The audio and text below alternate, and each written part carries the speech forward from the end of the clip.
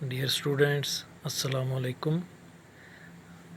Asif Mahmood physics के साथ। जैसा कि आप जानते हैं कि हम फ़िज़िक्स में 4 चैप्टर के न्यूमेरिकल्स कर रहे हैं।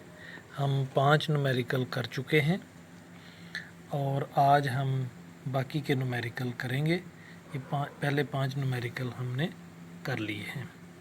अभी आज थोड़ा सा वक्त बचाने के लिए कुछ न्यूमेरिकल मैंने ऑलरेडी सॉल्व कर दिए हैं, सिर्फ उनको हम थोड़ा सा अंडरस्टैंड करेंगे। मसलन नेक्स्ट न्यूमेरिकल देखते हैं 4.6। The steering of A car has a radius 16 centimetre. Find the torque produced by a couple of 50 Newton. यानी एक स्टीयरिंग है कार का जिसका रेडियस 16 सेंटीमीटर है, तो उसका हमने टार्क मालूम करना है और उस पर कपल जो है इफ़ेक्ट कर रहा है 50 न्यूटन का। तो इसको देखते हैं। ये हमने डाटा निकाला कि रेडियस जो है वो 16 सेंटीमीटर है, तो इस 16 सेंटीमीटर को हम मीटर में कन्वर्ट करेंगे और उसके बाद हमारे दूसरे जो वैल्यू दी गई है वो है कपल को हमने F से ज़ाहिर किया, 50 न्यूटन है। तो टार्क हमने फाइंड करना है, तो कपल के टार्क के लिए tau is equal to F multiplied by 2R, यानी रेडियस का डबल करेंगे। तो इसको हम मल्टीप्लाई करेंगे। Torque is equal to F 50 है, 2 यहाँ पे इक्वेशन का, और R 0.16 मीटर जो ऊपर हमने लिखा है। तो इसको हम कैलकुलेट करेंगे। 50 को 2 से मल्टीप्लाई किया 100 और 16 का 0.16 का पॉइंट ख़त्म किया तो 16 ओवर 100 हो जाएगा। 100 से कैंसिल होगा तो 16 न्यूटन मीटर ये इसका आंसर आ जाएगा। टार्क है तो टार्क को हम क्या यूनिट न्यूटन मीटर है, तो ये इसका आंसर आ जाएगा। नेक्स्ट बड़ा सिंपल सा न्यूमेरिकल है। A picture frame is hanging by 2 vertical strings. The tension in the strings are 3.8 Newton and 4.4 Newton. Find the weight of the picture frame. तो एक तस्वीर है जो लटकाई गई है और उसकी जो स्ट्रिंग्स हैं उनमें ये दोनों स्ट्रिंग्स में ये टेंशन है, तो उसका वेट फाइंड करना है। ये सिचुएशन कुछ इस तरह होगी कि इस तरह एक तस्वीर जो है वो लटकाई गई है, तो उसकी जो स्ट्रिंग्स हैं वो उनमें अब यूँ कह लें T1 और T2, इनमें ये जो टेंशन है 3.8 न्यूटन और 4.4 न्यूटन है, और पिक्चर का जो वेट है वो डाउनवर्ड एक्ट कर रहा है। ये दोनों इक्वल होंगे, इसीलिए तस्वीर जो है स्टेबल होगी और वो लटकी रहेगी, उसमें कोई मोशन नहीं होगी। तो ये W डाउनवर्ड एक्ट कर रहा है, तो W इक्वल होगा T1 प्लस T2। तो बड़ा सिंपल सा न्यूमेरिकल है। T1 की ये वैल्यू है, T2 की ये वैल्यू है, W हमने फाइंड करना है। W is equal to T1 plus T2। तो दोनों की वैल्यू पुट की और उसको जब प्लस कर देंगे तो 8.2 न्यूटन उसका आंसर आएगा।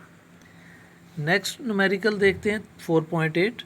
2 blocks of masses 5 kilogram and 3 kilogram are suspended by the 2 strings as shown. ये दिखाया गया है, 2 स्ट्रिंग्स हैं, 3 किलोग्राम का मैस है, स्ट्रिंग के साथ लटका हुआ है 5 किलोग्राम मैस के साथ, और 5 किलोग्राम का मैस स्ट्रिंग के साथ एक फर्म सपोर्ट है जिसके साथ ये बांधा हुआ है। तो कहता है find the tension in each string, यानी दोनों स्ट्रिंग्स में हमने टेंशन फाइंड करनी है।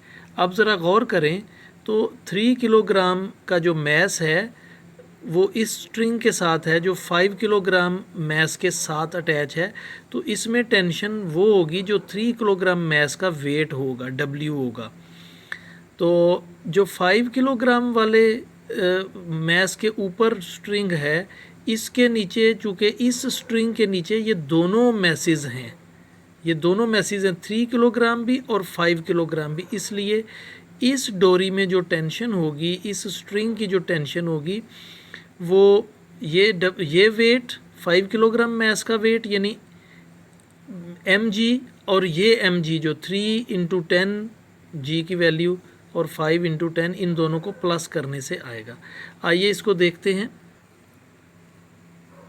m1 3 किलोग्राम M2 5 किलोग्राम, आप इसको चेंज भी कर सकते हैं, M1 5 किलोग्राम और M2 3 किलोग्राम भी ले सकते हैं। तो टेंशन 1 यानी 3 किलोग्राम मैस की टेंशन और M2 यानी 5 किलोग्राम मैस के ऊपर जो स्ट्रिंग है उसकी टेंशन हमने फाइंड करनी है। तो T1 की टेंशन हम फाइंड करेंगे M1G से। तो T1 is equal to 3 into, यानी क्योंकि T1 जो है, T टेंशन जो है वो W के इक्वल होती है, तो T1 is equal to M1G। तो T1 is equal to 3 into 10 यानी 30 न्यूटन, और T2 जो है वो M1G प्लस M2G होगी। तो इनकी वैल्यूज़ हम पुट करेंगे, 3 इंटू 10 प्लस 5 इंटू 10, इनको कैलकुलेट किया तो ये बन जाएगी T2 is equal to 80 Newton. तो अगर नेक्स्ट देखते हैं, a nut has been tightened by a force of 200 newton using 10 centimetre long spanner, what length of spanner is required to loosen the same nut with 150 Newton force. यानी एक नट को 200 Newton की force लगाकर उसकी लंबाई जो स्पैनर की है वो 10 सेंटीमीटर है। तो 10 सेंटीमीटर लंबाई वाले स्पैनर से 200 न्यूटन की फोर्स लगाकर टाइट किया गया है। तो उसको लूज़ करना है तो 150 न्यूटन की फोर्स लगाएं अगर, तो स्पैनर की लंबाई कितनी होनी चाहिए। तो इसको देखते हैं, हम लिखेंगे F1 is equal to 200 newton और L1 is equal to 10 centimetre. 10 centimetre को हम कन्वर्ट करेंगे मीटर्स में, 10/100 इज़ इक्वल टू 0.1 मीटर। अब आ जाएगी F2 is equal to 150 Newton और L2 हमने फाइंड करनी है।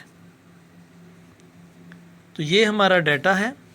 तो इसके लिए हम करेंगे F1 into L1 is equal to F2 is equal to L2। आप ये लेफ़्ट हैंड साइड पे भी लिख सकते हैं, F2 L2 is equal to F1 L1। तो अब हम इनकी वैल्यूज़ पुट करेंगे, 200 into 0.1 L1 is equal to F2 है 150 इंटू L2। तो 150 को जब हम इधर ले आएंगे तो 200 into 0.1 over 150 is equal to L2। अब इसकी हम कैलकुलेशन करेंगे तो ये आ जाएगा, हम इसको देखते हैं,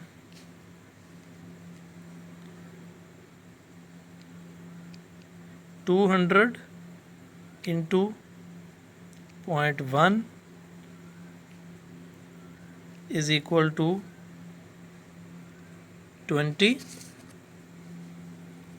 20 डिवाइडेड बाय 150। तो ये आ जाएगा L2 इज़ इक्वल टू